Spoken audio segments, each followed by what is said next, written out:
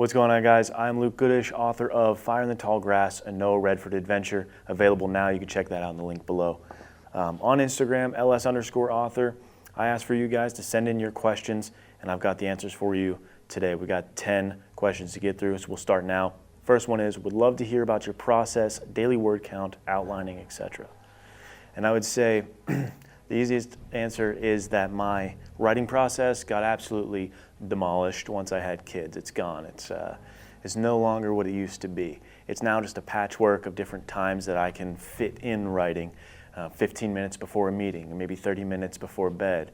If I really need to lock down and actually get something written, and like a deadline's coming up, something like that, I'll wake up around 4:30 and do that for about a week or two as my writing routine, and that's about the most stable routine I have at this point. It's all about just fitting it in when I can. I don't outline. I don't typically outline. In some cases I do. For the short film festival we have coming up, the Western Short Film Festival through Veritas Entertainment, which is coming to be released July 4th. You know, I did an outline for that so that our director could see kind of the vision and what we're going with before I actually wrote the screenplay. So there are times and occasions I do outlining. For the most part, I'm a seat of my pants kind of writer. Next question is, do you have a dream story to tell with Noah? And the answer to that is kind of yes and no. I mean, Noah is just my dream character. He's the most men's adventure fiction, most action adventure oriented character. That's just kind of my wish fulfillment of who I wish I was, who I want to read about.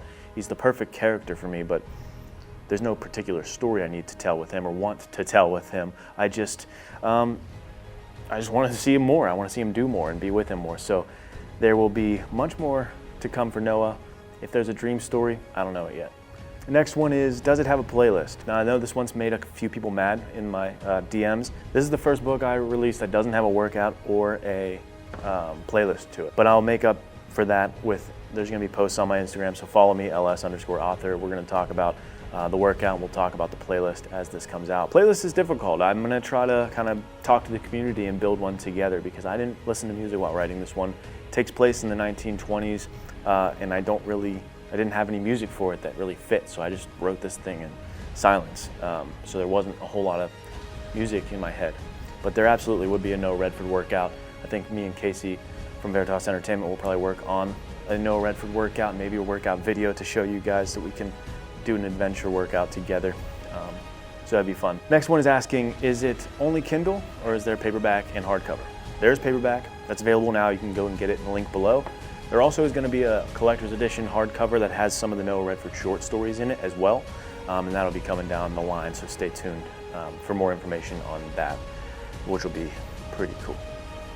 Next one is, what inspired Fire in the Tall Grass? I think everything I've ever loved and enjoyed as a kid in the action-adventure genre and all the adventures that I had with Casey from Veritas as kids when we were in 3rd grade playing out in the woods and making movies back then. I think it's that spirit of adventure that inspired this mostly. But Spencer Dutton is a recent character that kind of sparked that in me. When I was watching 1923 in season 1, when he's in Africa, it just reminded me, man, there's not enough content like that out there right now. Like, we are all starving for these masculine, adventurous heroes to experience in book or movie form. So I wanted to do, again, wish fulfillment of, I'm gonna write the story I wanted to see then, in that case. Next one is, Noah reminds me of Paul Piros. Thank you, first off.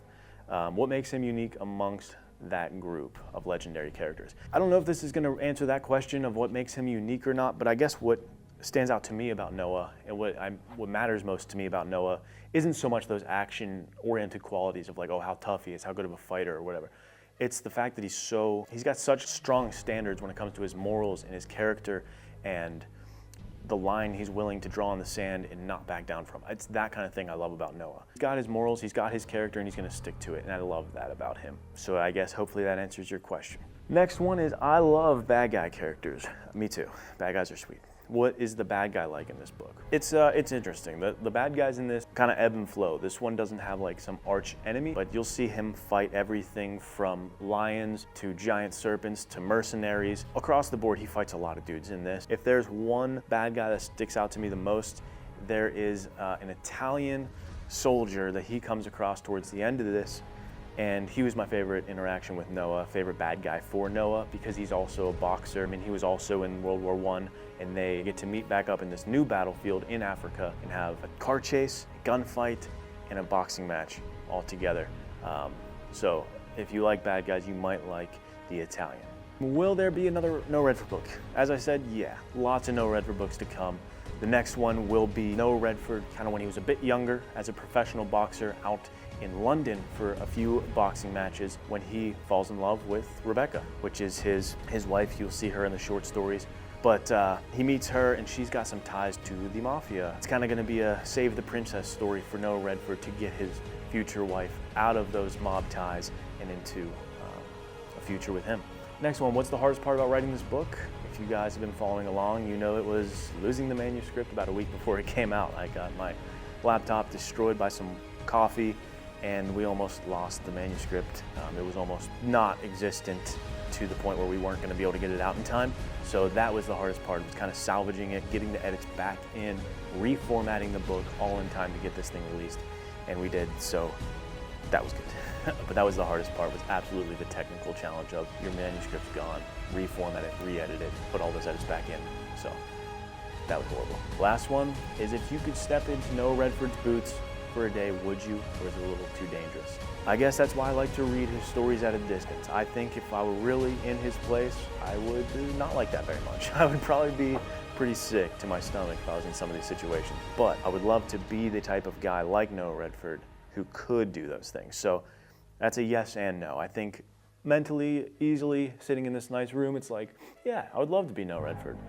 Falling out of a plane in the middle of a battlefield, not so much probably at all. So we will leave Noah Redford's adventures to his book, and I will stay here in a nice cozy life. Thank you. But yeah, guys, thank you to everyone who's picked up a copy of this. It has been a super successful launch because of you, and we made it through the absolute hurdles of technical difficulties. And so if you haven't picked this up, do yourself a favor, get this book, because it's a fun adventure novel that I think is safe for everyone from like the ages of 10 onward. It'll capture a young kid's heart and it'll capture an older individual's mind, and you'll have some fun with it. So see you guys soon.